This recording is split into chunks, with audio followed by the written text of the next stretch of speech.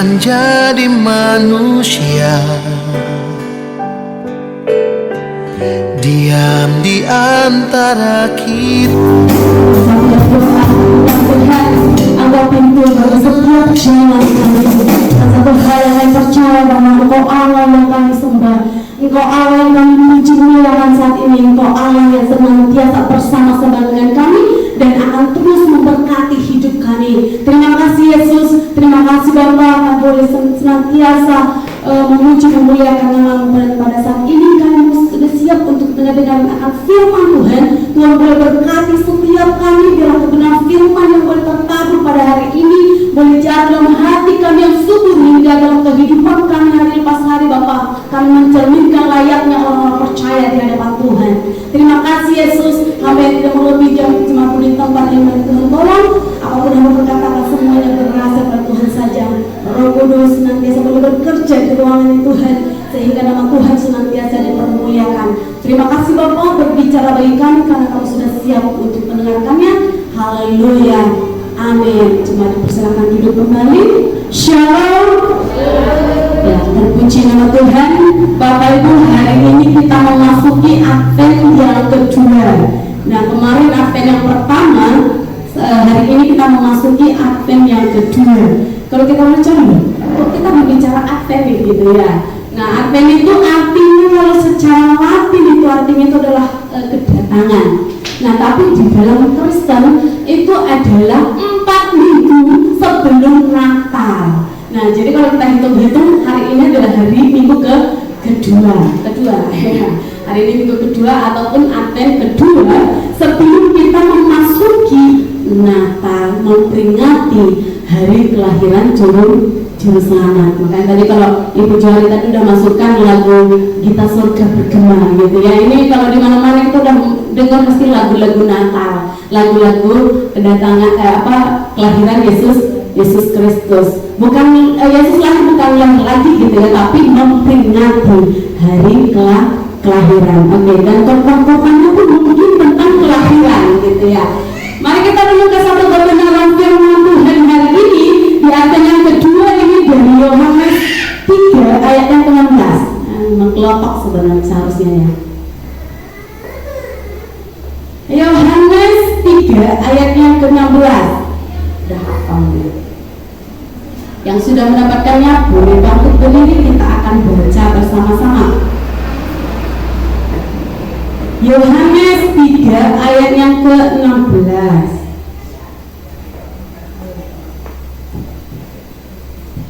Oke, kita akan baca bersama-sama. 1, 2, 3 ya.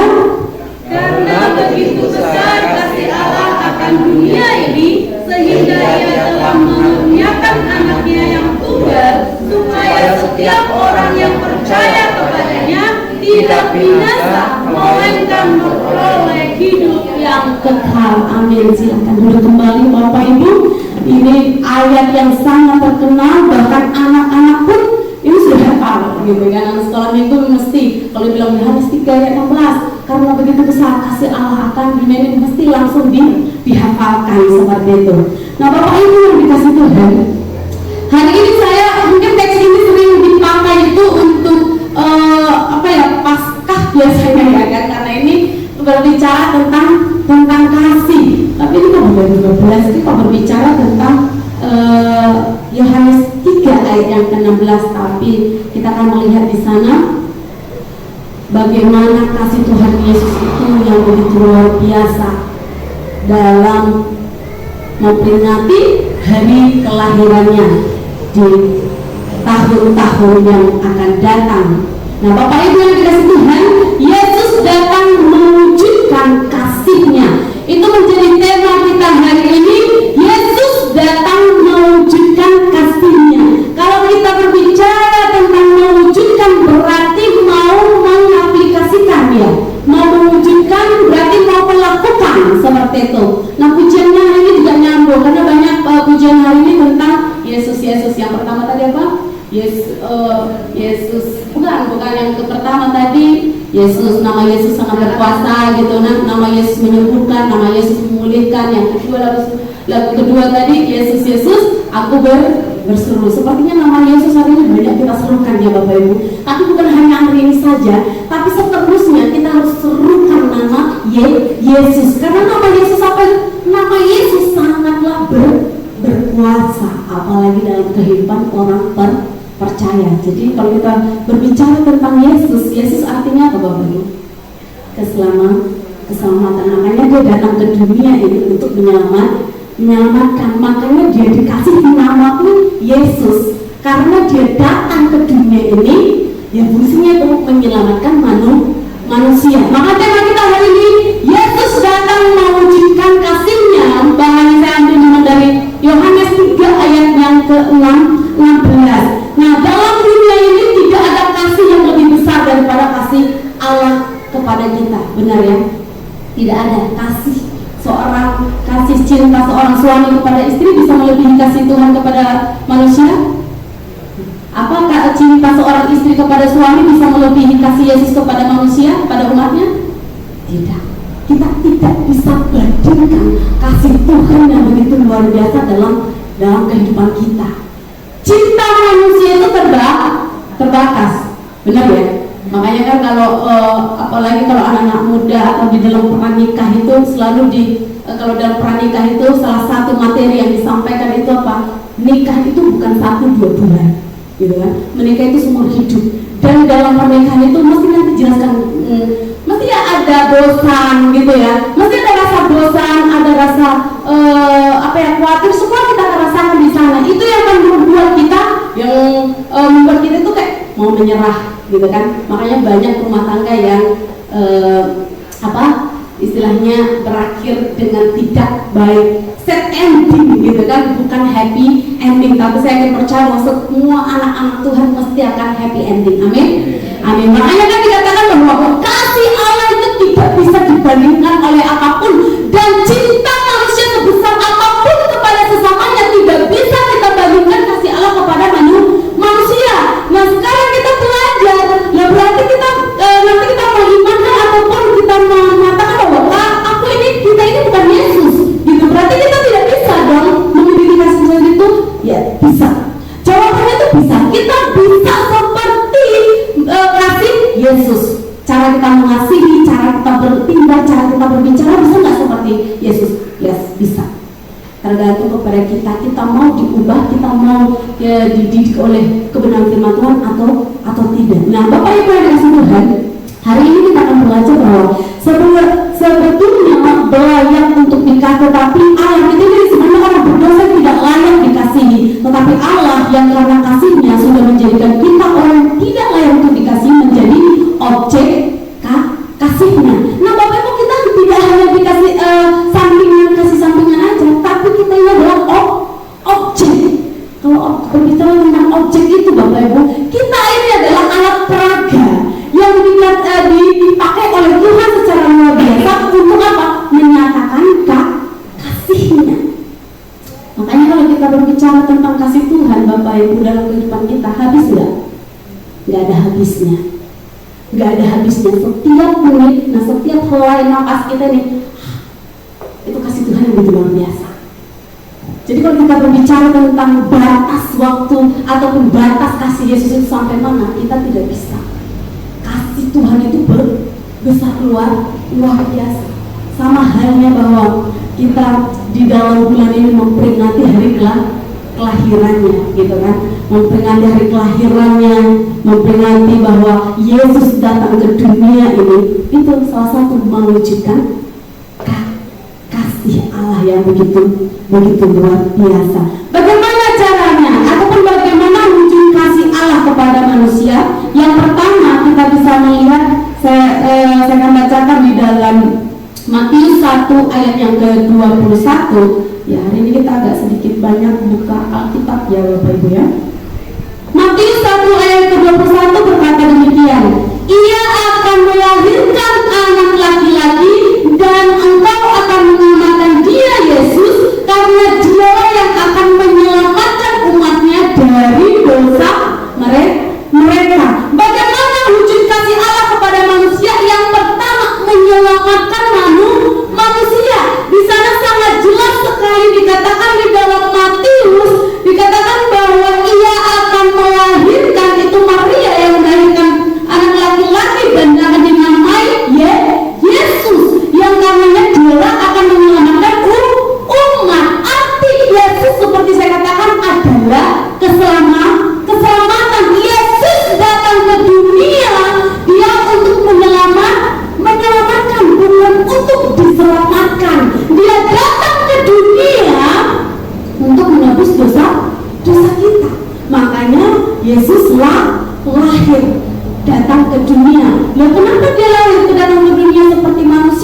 gitu kan? Kenapa dia harus sama seperti kita merasakan haus lapar? Bagaimana kenapa Yesus yang maha kuasa, yang Allah segala Allah gitu kan, Tuhan segala Tuhan, kenapa harus makan istilahnya lahir di kandang domba gitu kan? Loh, dia kan Tuhan. Kenapa? Wah, dia itu raja yang begitu luar biasa gitu. Dia penyelamat. Tapi kenapa? Why? Kenapa dia harus lahir di kandang domba, di palungan yang kotor? Ya, di kandang domba identik kotor ya, kotor, bau, nggak higienis lah.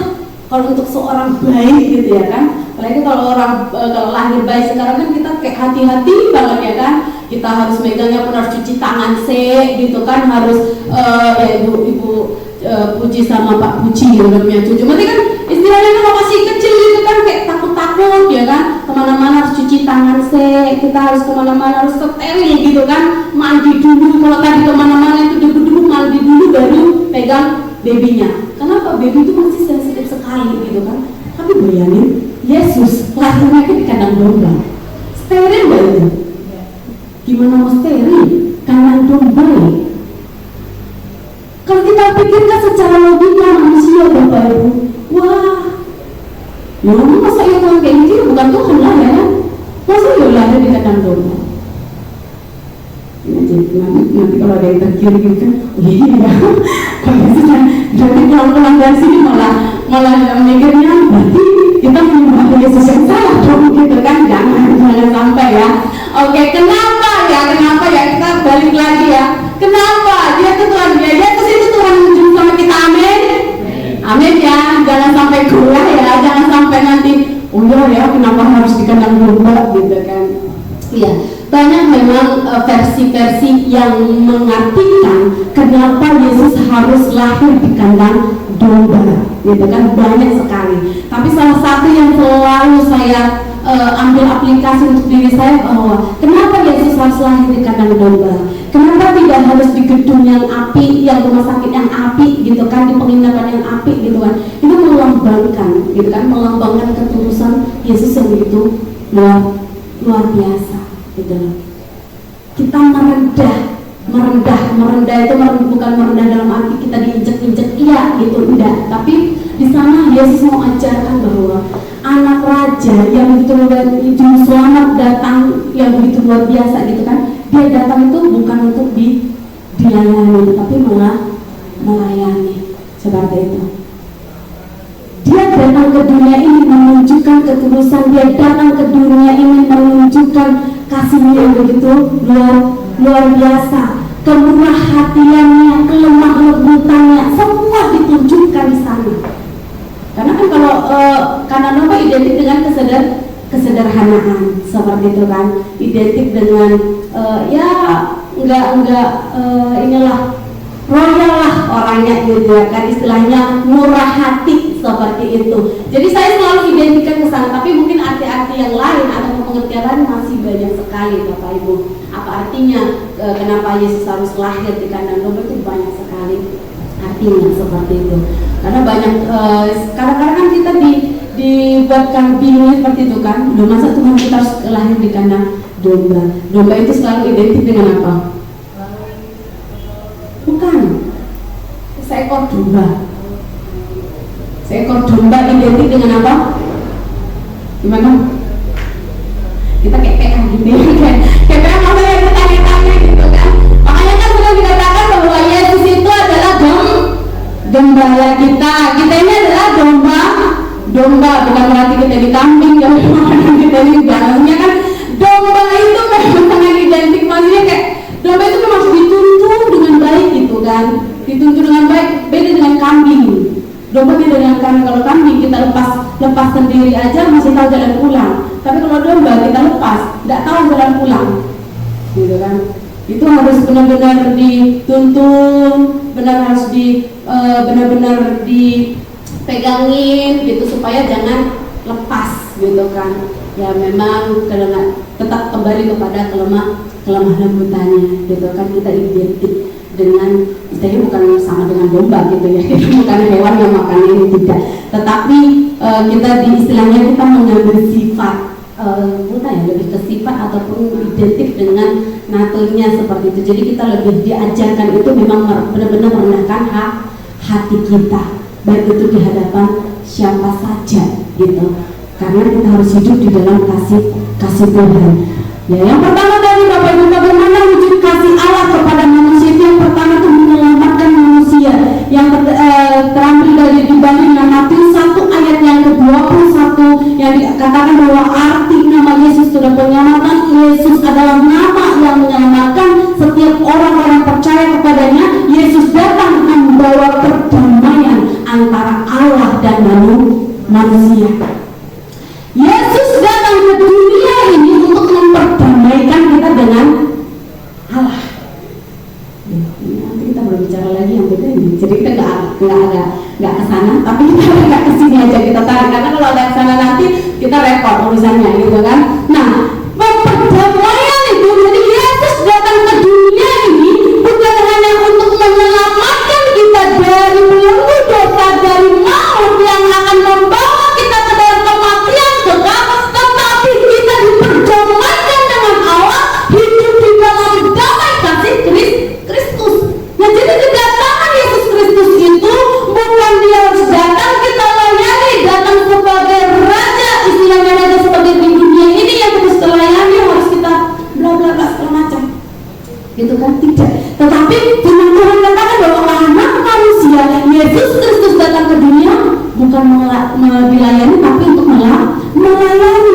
Jadi dia datang ke dunia itu melayani, Bapak Ibu. Yesus yang adalah raja juga datang ke dunia untuk melayani. So kita pilih, kita pilih. Yesus raja kita, amin. Yesus juru selamat kita, amin. Amin ya Bapak Ibu ya. Datang tidak dilayani, tapi dikatakan statement dalam firman Tuhan yang datang untuk melayani. Jadi kita ini gimana nih? Kita mau dilayani atau melayani? dalam hati melayani ya Pak, gitu kan? Kita harus sama Yesus. Kita harus sama dengan Yesus yang melayani dengan semangat. Tapi pada endingnya atau pada kenyataannya banyak orang-orang yang mengaku percaya tapi sukanya dilayani, gitu kan? Disuguhi monggo seperti itu. Susu lembut yang mana yang harus belum tak kasih, yang dikasih, gitu ya kan? Susu yang mana lagi, bubur yang mana lagi yang tidak dikasih. Kalau dilayani terus, kita tidak skap di sana tidak akan bertemu. Yesus, Bapak Ibu, yuk kita belajar dari pribadi Yesus hari ini. Dia datang untuk melayani, dan kita juga terpanggil untuk melayani. Amin. Amin. Harus tegas kata kalau kita terpanggil untuk, kita dipanggil oleh Yesus untuk melayani dan melayani. Sehingga kita pakai statement itu dalam hidup kita, Bapak Ibu. Apapun yang datang dalam kehidupan kita, omongan apapun yang negatif positif, yang nadanya rendah, setengah rendah, otaknya naik, itu tidak akan membuat kita tawar hati. Tapi kita akan terus semangat bahwa apa? Karena yang saya layani bukan manusia, tetapi yang saya layani adalah pribadi Yesus Kristus yang adalah juru selamat. Makanya kan Yesus kita luar biasa. Kalau kita pikir secara logikanya, Bapak Ibu, ini Yesus yang luar biasa. Datang ke dunia ini kayak jadi pembantu kita ini. Orang dia datang untuk menyelamatkan, kan? Dia datang untuk menyelamatkan, loh. Jadi untuk kita kan, dia bekerja untuk kita. Itu kan dia bekerja, loh. Dia bekerja untuk kita. Dia datang ke dunia untuk kita. Dia merasakan sakit, lapar, hal yang seperti manusia rasakan. Untuk siapa? Untuk manusia. So, Bapak Ibu, apa yang harus kita lakukan sebagai orang percaya? Tuhan sedemikian rupa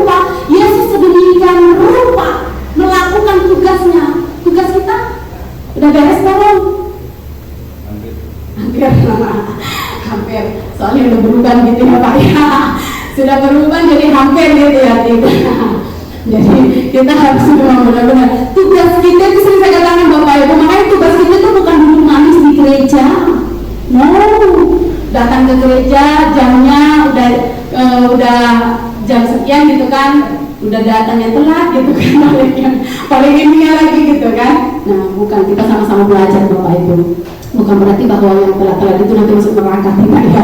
Maksudnya kita belajar sama-sama untuk on time. Karena masalah waktu aja ketika kita on time itu kecil kan.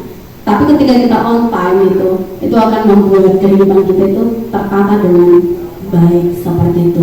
Nah makanya kan saya selalu katakan bahwa percaya kepada Yesus Kristus itu tidak berbicara kepada kita duduk manis dalam gereja, datang hari Minggu duduk manis, nyanyi, penyembahan, persembahan. Kalau firman Tuhan diam. Baru lagu penutup, yes, selesai. Ada yang kayak gitu, ada yang kayak gitu udah kayak firman Tuhan udah lama kali gitu ya kan. Pas udah selesai firman Tuhan, kadang bukan pujian terakhir. Tapi yang terakhir pas lagi pokoknya katakan yang terakhir Bapak Ibu, yes gitu kan, yang terakhir biasanya itu kalau ada juga yang doa penutup ataupun pujian penutup, yes selesai ibadah. Ada yang kayak gitu? Kalau ada betul nggak hari ini ya? Kalau ada betul, karena apa? Datang sama Tuhan itu jangan dipaksa-paksa. Datang sama Tuhan itu jangan kayak terpaksa datang ke gereja. Nah itu akan membuat kita rugi sendiri, gitu kan? Jangan sisakan ini, Bapak Ibu. Allah mewujudkan kasihnya, gitu kan? Memberikan anaknya tunggal, gitu kan? Saya akan baca lagi. Karena begitu besar kasih Allah akan dunia ini, sehingga Ia mengaruniakan anaknya yang tunggal. Kita tidak berbicara ketertunggalannya. Kita berbicara bahwa begitu luar biasanya anak yang tunggal. Ini kalau kita anak tunggal ini, persembahan anak tunggal ini kita ingat sama siapa Bapak Ibu?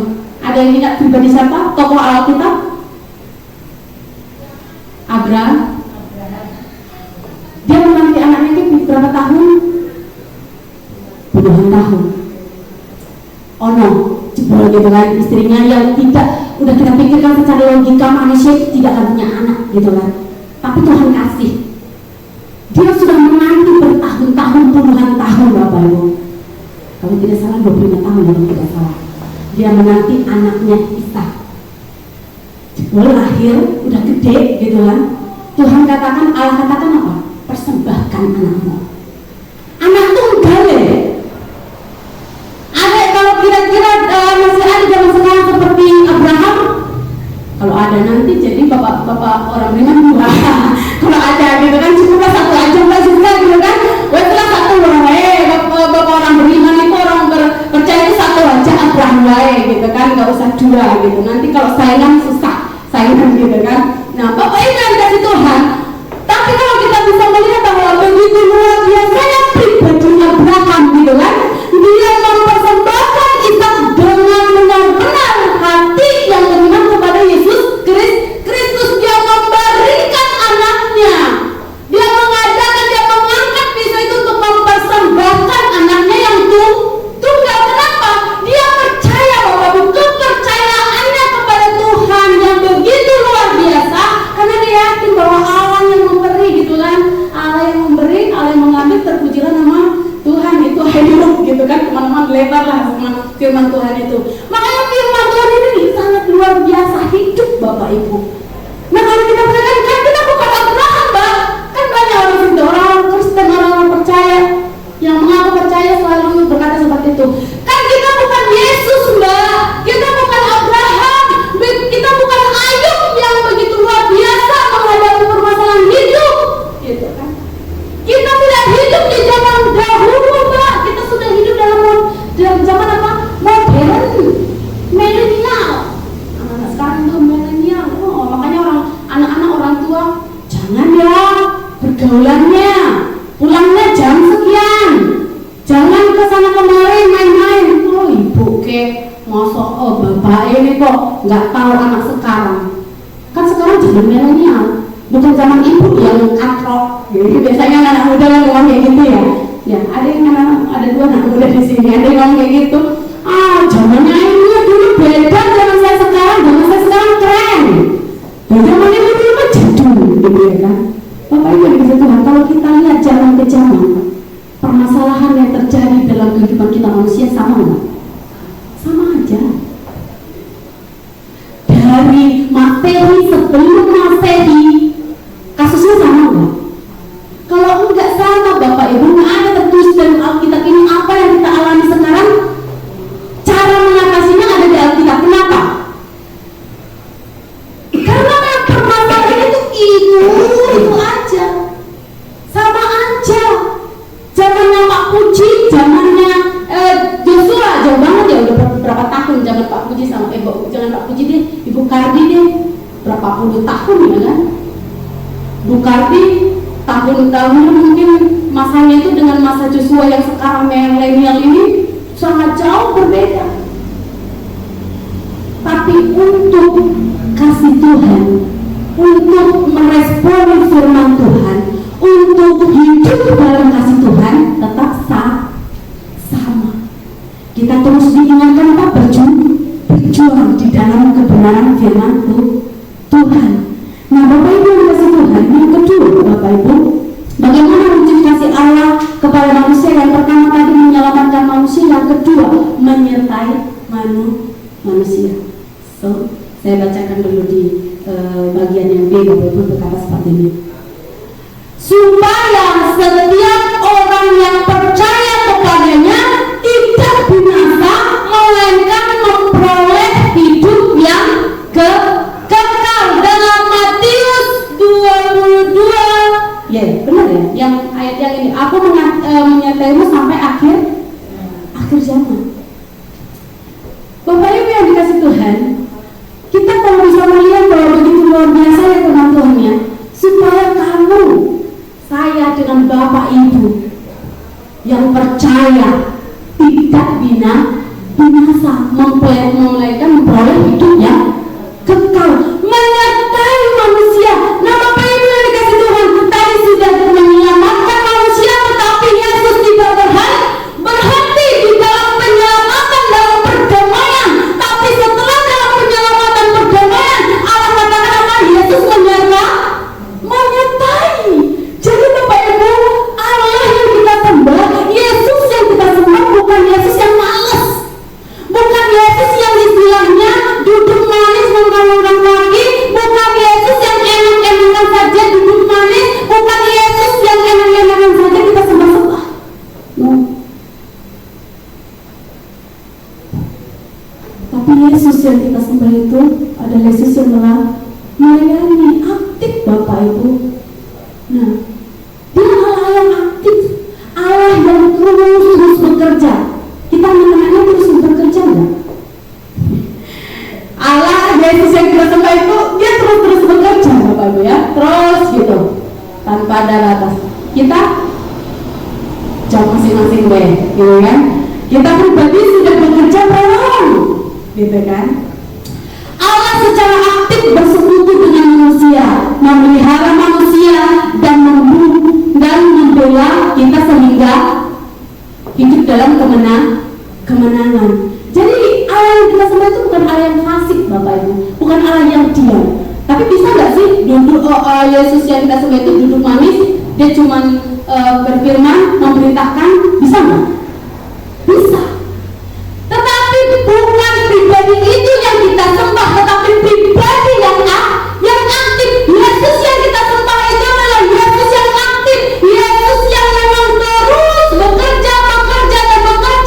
So, kita sebagai orang-orang percaya, kita sebagai anak-anak Tuhan, aktif atau pasif? Harus aktif. Seharusnya aktif Mbak, gitu. Tapi kadang-kadang pasif gitu kan. Seharusnya gitu kan, karena kita harus ikuti teladannya Yesus gitu kan, yang aktif. Dia aktif, katakan tadi aktif bersekutu dengan manusia. Bekerja, Roh Kudus itu bekerja dalam diri kita. Dia memelihara hidup kita. Bangun pagi-pagi kita masih bernafas, ya puji Tuhan gitu ya kan. Nah makanya dikatakan kan, aku belum merasakan mujizat Tuhan nih yang luar biasa. Karena banyak orang pikir bahwa mujizat itu dari mati bangkit. Terus yang tadi kakinya patah gitu ya, buta melihat, mungkin itu bagi mereka itu mujizat yang itulah mujizat gitu ya kan. Tapi kalau bagi saya pribadi Bapak Ibu, kita bangun pagi-pagi melek gitu kan, masih lihat keluar, bisa masih lihat ciptaan Tuhan yang luar biasa, itu mujizat loh. Itu mujizat luar biasa. Karena kita masih hidup, diberikan hidup sama Tuhan. Kita masih diberikan kehidupan sama pribadi Yesus. Gitu. Kalau kita nggak melek lagi, biasa. Bablas ke, nggak mujizat lagi. Sudah bersama dengan Bapa di surga, gitu kan? Dikatakan bahwa membela, ingat, jangan bela Yesus. Hei, yang dibela itu adalah kita. Jangan nanti masih kita bahas, Yesus itu seperti ini, sampai kita tidak teriak, sampai lehernya juga udah ini, sampai mukanya udah merah gitu kan. Pokoknya aku bela Yesusku. Kebalik. Yang bela kita, Yesus lah yang bela kita, sehingga kita tidak binasa, sehingga kita memperoleh hidup yang kekal. Jadi jangan salah, jangan pikir bahwa kita itu nanti ngobrol sama orang, Yesus tuh gini, berarti aku udah bless, bangga, aku udah bela Yesusku gitu kan. Salah, kalian itu, kita yang dibela oleh Tuhan. Tuhan yang bekerja Bapak Ibu, dalam kesempatan Tuhan yang bekerja. Dan terus makanya kita itu biaya gitu kan. Allah yang kita sebutkan adalah yang aktif. Jadi kita juga dalamnya harus aktif juga seperti itu. Jika kita memiliki Allah sedemikian rupa mengasihi kita ya Bapak Ibu. Kalau kita melihat tadi, dia menyelamatkan, dia memperdamaikan, dia menyertai kita, dia bersekutu dengan manusia, memelihara kehidupan manusia, membela kita seperti itu kan. Udah kita bisa melihat bahwa jika sedemikian rupa Allah sudah mengasihi kita Bapak Ibu, kita sudahkah aktif untuk mengasihi? Paling cepat nih, paling cepat itu paling jawaban paling cepat dan rohani. Kok jadi rohani gitu kan? Jadi itu udah paling rohani gitu kan?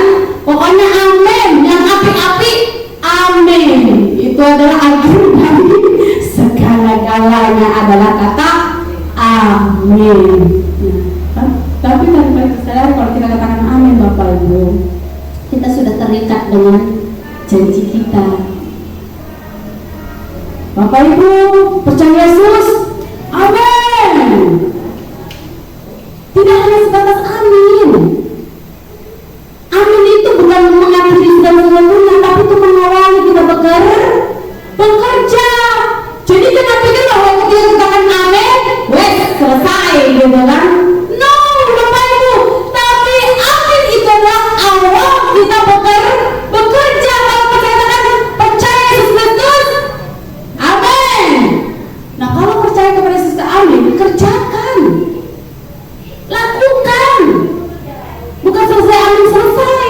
Jangan nanti haleluya di dalam haleluya, haleluya di luar gitu kan. No, jangan ke bawah haleluya di dalam gereja, keluar haleluya. Udah pintar sekarang. Kalau dulu masih ada yang terkecoh haleluya malah gitu kan. Kalau ngomong udah menjawabnya haleluya, minimalnya haleluya, wes pulang dari gereja haleluya. Takut jawabnya gitu kan, nanti ternilai gitu kan. Harus tetap haleluya, harus tetap glory untuk kemuliaan nama Tuhan. Nah kalau kita berbicara tentang kasih Tuhan yang begitu luar biasa, kita berbicara tentang kedatangan yang begitu luar biasa dalam kehidupan kita gitu kan. Bapak Ibu, apa yang harus kita lakukan sebagai anak-anaknya? Kalau kita sedemikian rupa Tuhan sudah mengasihi kita, apa yang kita takutkan? Apa yang kita khawatirkan? Firman Tuhan tadi katakan apa? Menyertai, bukan membinasakan, tetapi berikan hidup yang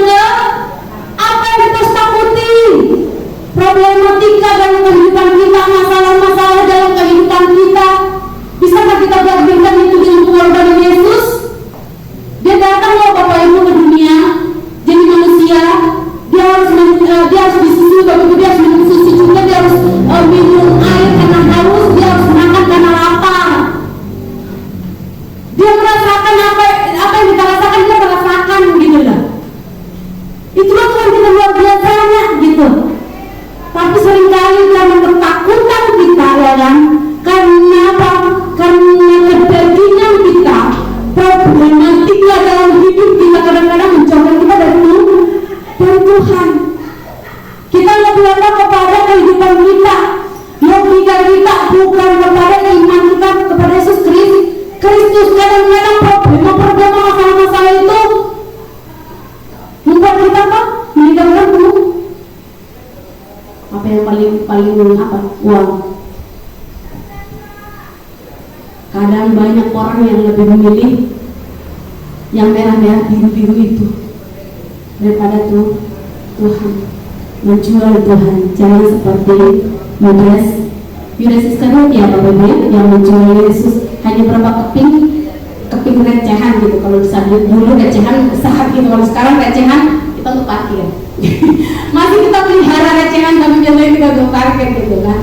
Nah Bapak Ibu, dia hanya beli seberapa peser keselamatan itu.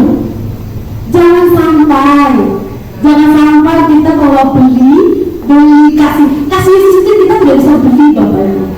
Tapi karena keserakahan kemanusiaan kita, karena kesombongan kita, kadang-kadang kita beli kita nanti apa? Bodoh amat dengan iman. Yang penting besok hari Minggu saya datang ke gereja dengan renang firman selesai. Sekarang saya kerja. Kita kerja tanpa doa, kita kerja tanpa melakukan firman Tuhan, kita kerja tanpa hidup dalam kasih Tuhan dan dalam perkataan pikiran kita. Bapak Ibu untuk menjauhkan kita dari itu. Tuhan aja memelihara persekutuannya dengan kita loh. Tuhan loh.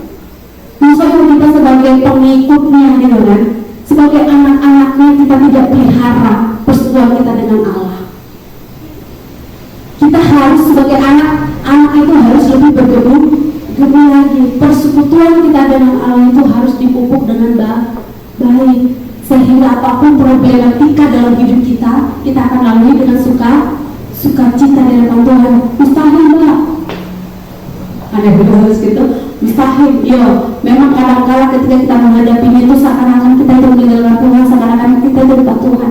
Tapi ingat, orang-orang percaya sebesar apapun problema dalam hidupnya, dia akan ingat kepada Tuhan, akan kembali kepada Tuhan. Manusia Bapak Ibu bisa membantu kita, bisa, tapi terbatas. Tapi ketika Tuhan yang turun tangan, manusia manapun pun bisa pakai tanpa batas. Harus ingat itu. Kalau kita hanya terus melibatkan atau berharap kepada manusia, endingnya itu akan sad. Tapi kalau kita berharap kepada satu pribadi, endingnya pasti happy. Jadi Bapak Ibu yang dikasih Tuhan, mari kita terus melihat kepada kasih Tuhan, karena dalam wujud kasih-Nya yang begitu luar biasa, yang menyelamatkan kita, yang menyertai kita, yang memperdamaikan kita, yang membawa kita ke dalam kemenangan. So mari kita terus tetap semangat dalam hidup kita, dalam masalah apapun dalam kehidupan kita sendiri sekarang ini. Yuk kita punya Tuhan yang luar biasa, yang sanggup menolong kita. Memang pertolongan Tuhan itu tidak langsung terlihat, ada yang langsung, ada yang tidak. Nah, pertolongan Tuhan itu kita membutuhkan materi itu tidak jatuh dari langit. No, Tuhan bisa pakai orang-orang di sekitar kita, bisa pakai apa aja Tuhan bisa pakai untuk memberkati anak-anaknya yang percaya. Amin. Amin. Yang ketiga Bapak Ibu, cara merespon kasih Allah. Kalau yang tadi bagaimana wujud kasih Allah kepada manusia, kalau tadi kita berbicara atau mencari wujud kasih Allah itu bagaimana, itu untuk dengan menyelamatkan kita, menyertai kita. Yang ketiga, cara kita merespon kasih Allah. Yuk kita sama-sama buka di dalam Matius 22. Oh ini yang tadi ya. Kita baca bersama-sama dalam Matius.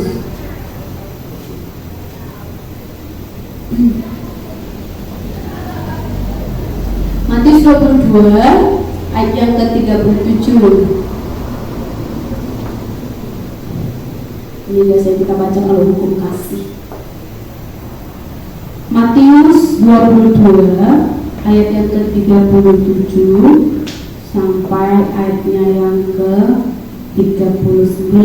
Kita akan baca bersama-sama dengan poin khotbah terakhir hari ini. Sudah mendapatkannya? Amin.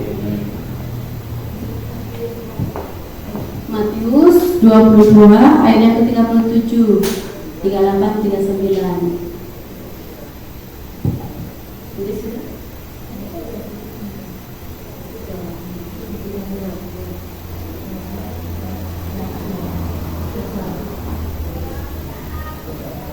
Oke, sudah aman. Oke, kita baca bersama-sama 1, 2, 3 ya.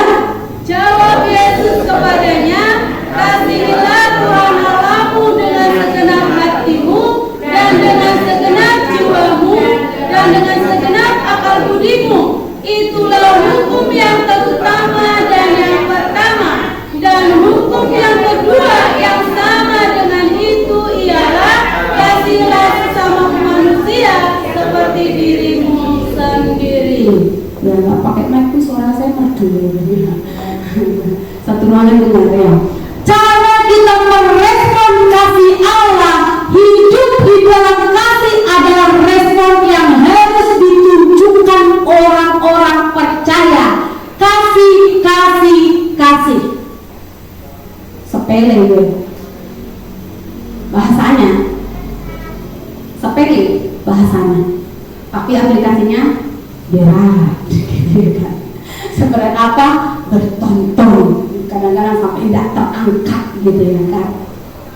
Makanya kan dikatakan kalau Allah sedemikian rupa menyatakan kasih-Nya, penyelamatan manusia, menyertai manusia, membela manusia, memperdamaikan manusia dengan Allah, kita juga Bapak Ibu cara merespon kasih Allah, kita harus merespon kasih itu adalah salah satu gaya hidup, harus menjadi gaya hidup orang percaya. Statement kasih itu harus kita tanam benar-benar, baik dalam segi apapun Bapak Ibu.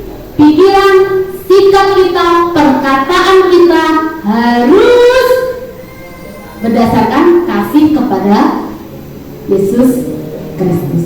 Makanya dikatakan respon kita kasih kepada Allah yang pertama apa? Kasih kepada Allah. Yang kedua, kasih kepada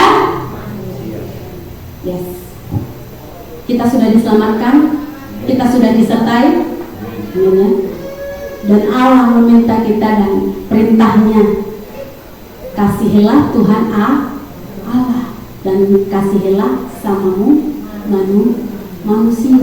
Cuma dua Bapak Ibu, dua doang. Tapi mengerjakannya itu harus seumur hidup gitu kan. Harus seumur hidup. Cuma dua, kasihi Allah Tuhan Allahmu dan kasihi sesamamu manusia. Kita mengerjakan dua kalimat ini Bapak Ibu harus dengan berkeringat dingin. Pasti berkeringat dingin. Keringat dingin itu apa? Dengan bayar harga. Cuma dua kalimat Bapak Ibu, tapi kita harus benar-benar bayar harga. Baik itu waktu, materi kita, semua kita harus bayar harga. Apa itu? Budi bilang apa itu? Kita nggak PA Budi. Nanti kalau nanti kita jawab lagi, nanti kita PA. Apa itu gitu? Nggak apa-apa Budi, nanti kita tanya. Soalnya selesai ini kita langsung PA. Nanti dia ditanya apa itu gitu ya kan?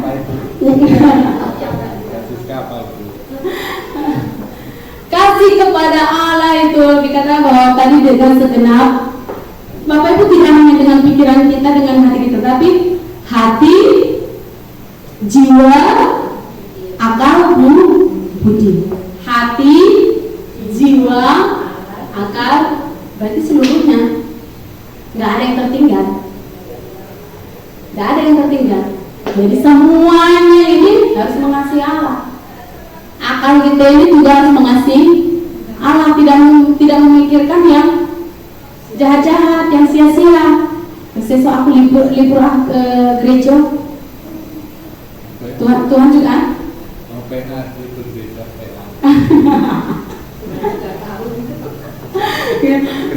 besok libur, udah direncanakan.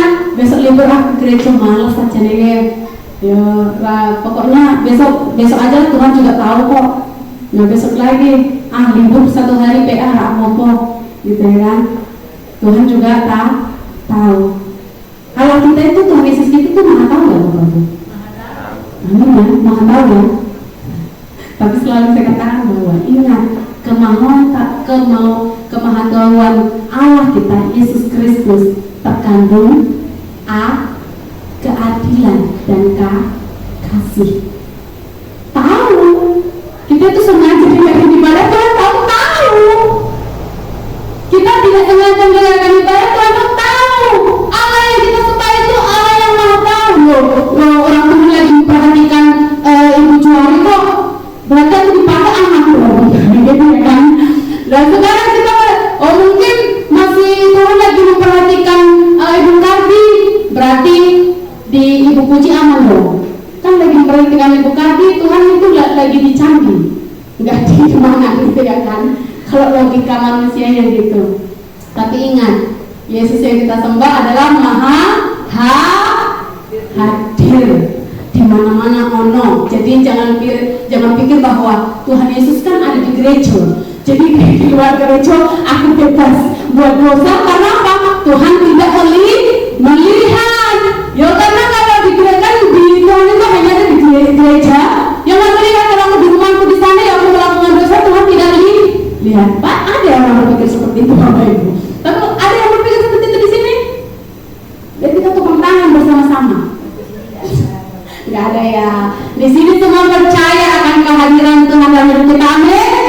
Amin. Dia datang ke dunia Bapak Ibu untuk hadir di dunia ini untuk kita orang-orang percaya, untuk semua manusia. Tapi untuk orang-orang percaya di hadapan Tuhan, dikatakan kita memperoleh hidup yang kekal di hadapan Tuhan.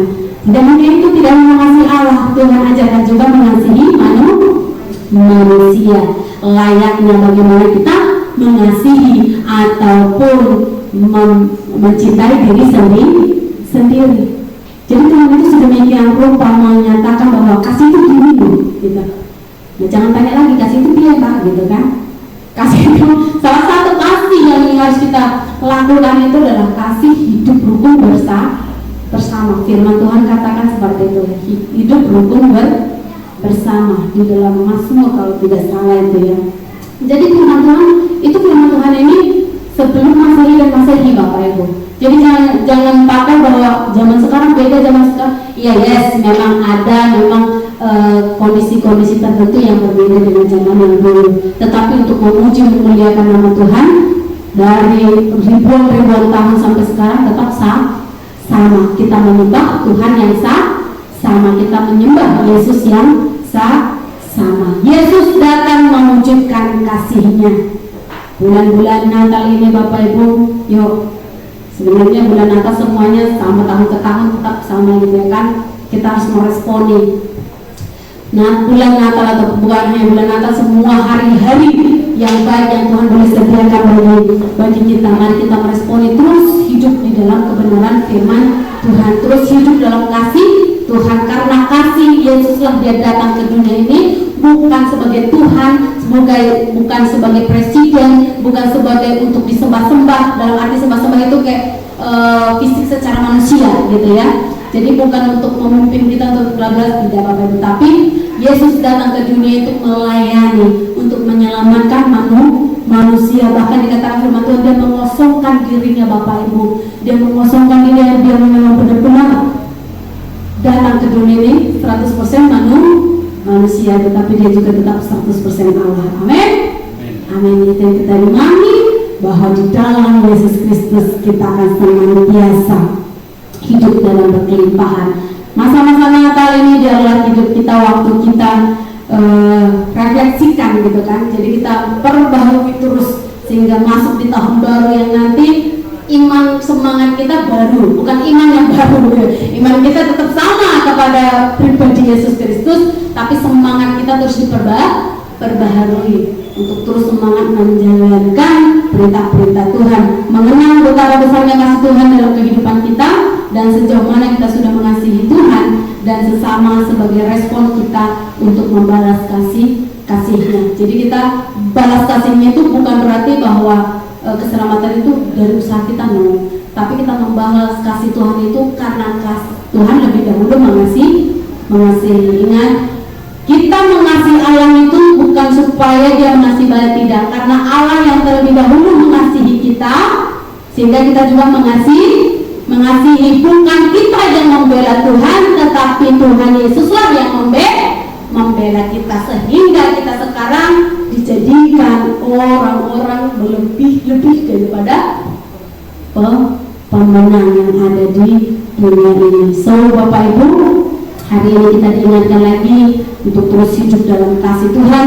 Bagaimana kasih Allah yang begitu luar biasa mengaruniakan anaknya, supaya kita yang percaya ini tidak binasa, melainkan memperoleh hidup yang kekal. Karena sedemikian rupa kasih Allah. Yuk, kita sebagai pengikut-pengikutnya, sebagai anak-anaknya, kita juga harus tetap semangat. Kita juga harus tetap mencerminkan layaknya orang percaya di hadapan Tuhan. Yuk, sekali lagi kita baca untuk mengakhiri kebenaran firman Tuhan ini. Yohanes 3 ayat yang ke-16. Yang sudah hafal juga nggak apa-apa, nggak usah buka Alkitab, sudah menggelotok. Sudah di luar kepala, jangan di luar kepala juga nanti Bapak Ibu. Kalau di luar kepala nanti nggak turun ke hati, jadi nggak diaplikasikan. Jadi tetap di dalam kepala gitu ya. Sudah 1, 2, 3 ya. Karena begitu besar kasih Allah akan dunia ini, sehingga Dia mengaruniakan anaknya yang tunggal, supaya setiap orang yang percaya kepadanya tidak binasa, melainkan memperoleh hidup yang kekal. Amin. Kita semua di tempat orang-orang yang diselamatkan oleh Tuhan. Amin. Kita semua di tempat ini menjadi ahli kerajaan surga. Amin. Amin. Biarlah di minggu-minggu berikutnya kita terus semangat hidup di dalam kebenaran firman Tuhan. Amin. Mari kita tunduk kepala, kita satu di dalam doa. Terima kasih Tuhan. Kebenaran firman Tuhan hari ini membawa kami lagi kepada kasih-Mu yang begitu luar biasa Bapa. Bukti kasih-Mu Bapa kepada kami yang begitu luar biasa Yesus. Yesus telah Engkau utus anak-Mu yang tunggal ke dalam dunia ini Bapa, supaya kami yang hidup ini, supaya kami yang hidup yang kebenaran firman-Mu tidak binasa Tuhan Yesus, melainkan peroleh hidup yang kekal. Yesus datang ke dunia ini untuk menggantikan kami, menjalani hukuman atas dosa. Dia yang tidak berdosa Tuhan, tetapi dijadikan berdosa karena kami manusia yang berdosa ini Yesus. Thank you. Terima kasih Allah. Kami bersyukur mengenai Kau dalam hidup kami. Dan biarlah Bapa perintah itu mengasihi dan mengasihi boleh kami aplikasikan dalam kehidupan kami melalui pertolongan-Mu saja Bapa. Mari Tuhan tuntun setiap langkah kami. Tuhan, mari Bapa bawa terus kami dalam lingkaran Tuhan Yesus, dalam kasih-Mu Bapa, sehingga di bulan-bulan selanjutnya, di hari-hari selanjutnya Tuhan Yesus, kami terus didapati mempermuliakan nama-Mu dalam tutur kata, sikap kami, perbuatan kami, semuanya menjadikan layaknya kalau ada pengikut-Mu yang setia di dalam Tuhan. Terima kasih Yesus, terima kasih Bapa. Dalam firman Tuhan ini, kami bisa terus berkata-kata dalam hidup kami, sehingga ketika kami pulang dari tempat ini Tuhan Yesus, firman Tuhan terus hidup, dan kami boleh menjadi surat yang terbuka, menjadi pelaku firman yang setia di hadapan Tuhan. Terima kasih Bapak, terima kasih Yesus. Doa kami di dalam nama Tuhan Yesus, kami sudah berdoa dan mengucap syukur. Haleluya.